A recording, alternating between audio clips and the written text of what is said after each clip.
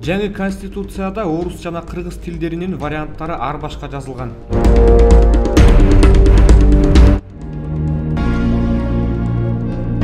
Ошто кайыр сурап олтурган лөлү моделге айланды.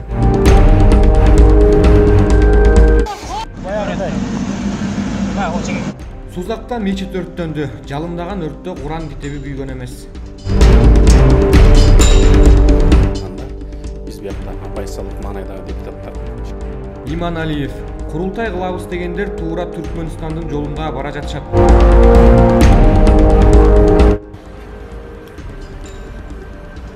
Бишкекте Жукеев, Пудовкина жана Токомбаев көчөлөрүнүн кесилишинде 3 унаа сүзүштү.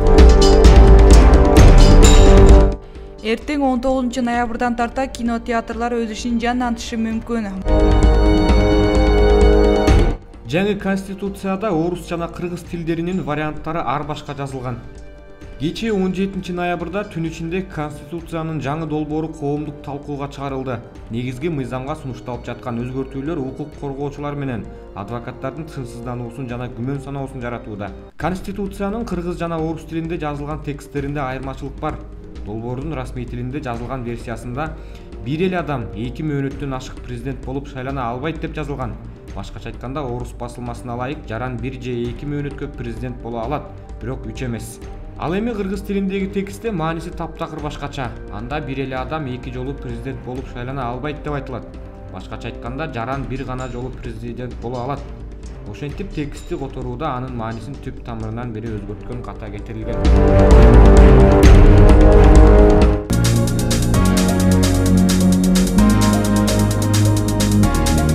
Ошто кайыр сурап олтурган лөлү моделге айланды. Ош шаарында кайыр сурап олтурган аялдын образын 180 градуска өзгөртүп, сулуулантып койгон видео интернет желесине тарады. Эскерте кетсек, өлкө аймагында лөлүлөр күн кечирип келишет. Алардын басымдуу бөлүгүнүн эч кандай документтери жок. Мындан тышкары лөлүлөрдүн кайдан журт которуп келишкендиги, тарыхы тууралуу маалыматтар белгисиз. Учурда Ош шаарында да бир нече лөлүлөр кайыр сурап жашап келишет.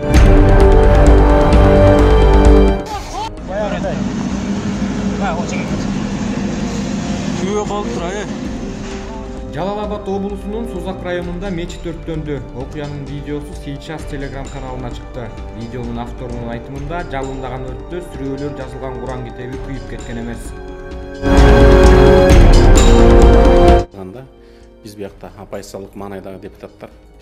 Иман Алиев: курултай кылабыз дегендер туура Түркмөнстандын жолунда бара жатышат. Саясатчы депутат Каныбек Иман Алиев Кыргызда хан, падыша жалгыз башы менен маселени чечкен эмес дейт. Туура Түркмөнстандын жолунда бара жатышат. Курултай кылабыз дегендер. Курултай мурун башкача болгон. Андай чыныгы лидерлер келип жыйын дөбөдө маселелерди чечип кайтышкан. Бишкекте Жукеев, Пудовкина жана Токомбаев көчөлөрүнүн кесилишинде 3 унаа сүзүштү. Социалдык тармактарда жол кырсыгынан кадрлары пайда болду. Тасмада күбө болгондо 2 унаа талкаланып, дагы бирөөсү чатырдан оодарылып кеткен. Жол кыймылы коопсуздугун камсыздоо башкармалыгы аталган окуяны тастыктады. Кырсык бүгүн болжол менен саат 9:30 болуп, Lexus, Honda Fit жана BMW автоунаалары кагышкан. Окуя болгон жерде полиция кызматкерлери иштеп жатышканын жана жол кырсыгынын кесепетинен жабыркагандар жок экенин башкармалыктан билдиришти. Белгилей кетсек, окуяга күбө болгондордун айтымында унаалардын бирин башкарып бара жаткан кыз мас абалда болушу мүмкүн. Жол кыймылынын милиция кызматкерлери окуя болгондон кийин бардык керектүү экспертизалар дайындалат деп бул маалыматты тастыктай элек.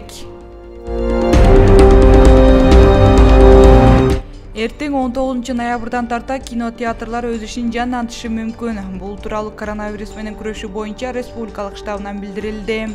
Маалыматка ылайык, мындай чечим акыркы отурумда кабыл алынган, бирок расмий буйрук чыга элек. Болжол менен бүгүн түштөн кийин кинотеатрлардын ачылышы тууралуу буйрук Бишкек мэриясына жеткизилет. Коронавирус инфекциясынын тароосуна бөгөт коюп, дистанция сактоо максатында көрүүчүлөрдү ортосуна бир орундукту бош калтырып жайгаштыруу талабы коюлган. Эске салсак, COVID-19 таркай баштаганда кинотеатрлар биринчилерден болуп карантинде жабылган. Алар 8 айдан бери өз ишин жанданта албай чыгым тартууда.